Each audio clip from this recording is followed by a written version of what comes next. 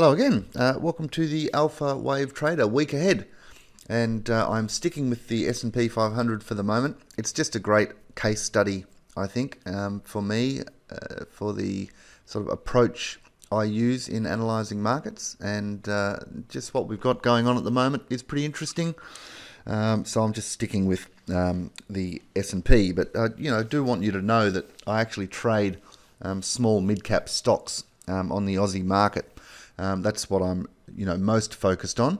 I use this as a case study for you to understand what I'm doing. But to understand what my key focus is with all of my subscribers, it's trading small mid-cap stocks. And if you can see here, I've not showing you the actual stocks, but this is the positions that I'm currently running in Alpha Wave Trader, and this is the current P&L on all of these stocks, which we've been entering over the past nearly 12 months.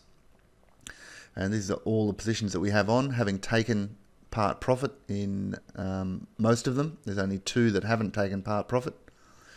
And the P&L that you can see here is not the rise in the share price, but the total P&L. So the actual share price is higher in a lot of these stocks. Like some of them are up more than 90 to 100% from where we entered, but because I take a third profit along the way, that lowers the total P&L. So there's a third of the position has taken 8 to 10% profit, and then the other 2/3 is running, and that's why these figures aren't showing you the total gain in the actual stock price. So, but still, hopefully that gives you a bit of a sense of the work I'm doing with my subscribers. And if you are interested at all in checking out what I'm doing, definitely get in contact.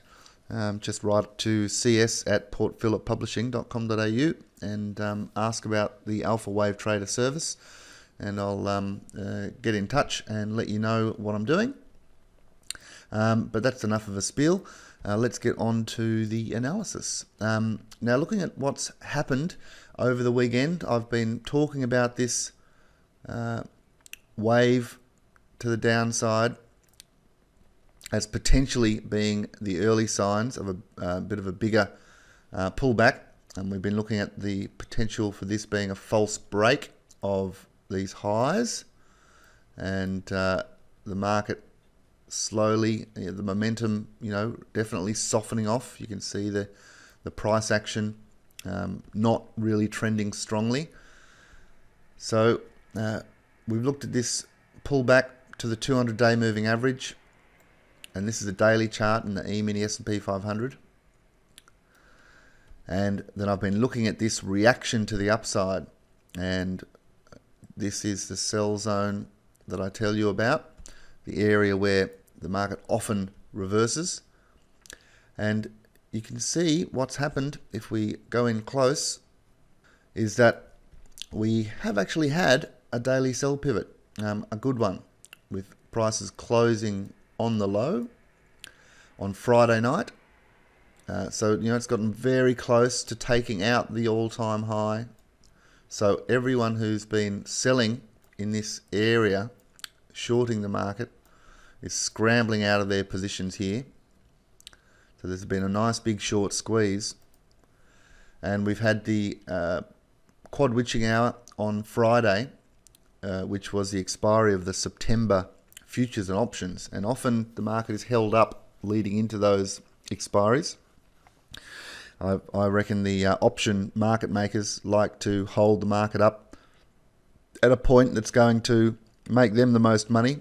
They've sold lots of puts over the period, and it's not a bad result for them to hold the market, especially around that 3,000 strike, which is what it was pinned to for the last few weeks. There was a lot of options, puts and calls around that 3,000 strike. So that's why the market's been held up around that level. So now that the expiry is out of the way, it's going to be very interesting to see how this market trades this week, whether there's been some false sort of buying holding the market up, and we could see a quick reaction. And all I'm looking for in a reaction really is towards the point of control of this range. So we have this range here. You can see the market's heading to that midpoint area, then down into the buy zone, which is at 25% to 12.5% area, and then again back to the point of control. Then it's sold off again to the buy zone and back to the point of control. And here we are with a big rally, and we have the daily sell pivot in place, which is the first sign you need of prices potentially turning down. And really my target is just back to that point of control. I can't say too much beyond that. And from a trading perspective, that's all you need, is to have, a sense of an initial move, which gives you the opportunity to become free carried, because my trading methodology is to enter a full position, as big a position as I can, and I take a third profit towards that target, the initial target, where I think the market has a good chance of getting back to. And once I've taken a third profit, that means my average price becomes up here.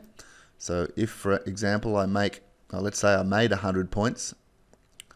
If I did make 100 points, then my average price would be 50 points above my entry. So if I sold at 3,000, bought a third back at 2,900, my average price would be 3,050, which would be 50 points above my entry point. And that's what I'm looking to do, is to take part profit very quickly, create an average price that's well above the market at a point where I'm happy to stop out, because if I did get my initial target hit, if the prices then turned around and rallied strongly, I'd be very happy to get out of the position at 3,050, which would be above the all-time high.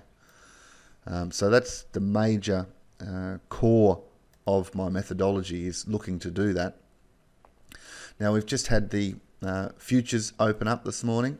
They've opened up stronger, as you'd expect, because the reason that prices sold off on the Friday night was that they thought the Chinese delegation leaving early was a problem, but there were other reasons for that. They didn't want to be interfering in the US politics or something, was the reason they gave.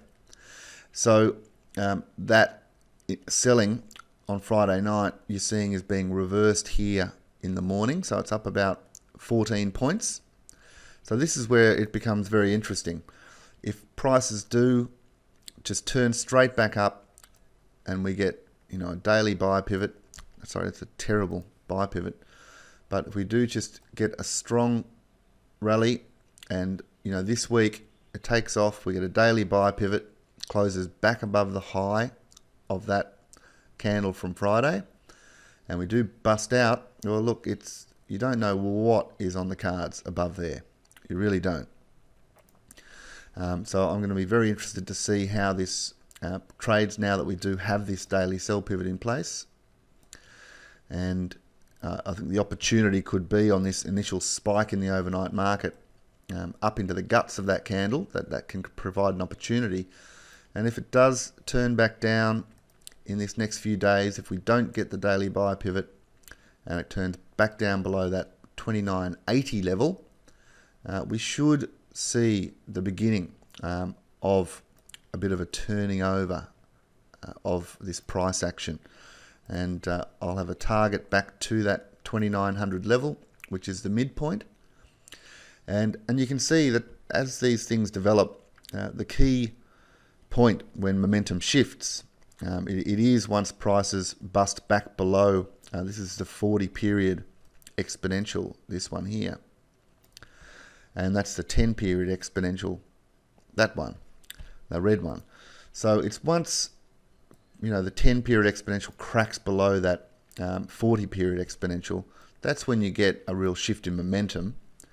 And I can show you that all the way back here, that the really big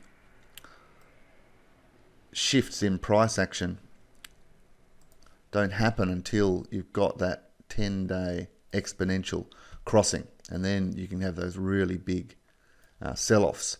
So it's still early days where it is right now, but we do have the daily sell pivot in place. Until we get the daily buy pivot, I'm looking at this as a sell, and my target is back to that 2900, and as long as it does that, that gives me plenty of opportunity to put a trade on, take part profit, and create an average price that will be above the all-time high. And from then, it doesn't matter what happens, you can just let the market do what it wants to do, and you've got a great stop loss above the all-time high, and who knows what can happen as this thing turns down, and how far it can go, especially if it breaks below the 200-day moving average. That is when prices can cascade in a big way. So it should be an interesting week. It'll be a good example of what I look for. And yeah, if you are interested in what I'm doing and you like the look of those results you saw, get in touch. See us at portfoliopublishing.com.au. All right, cheers.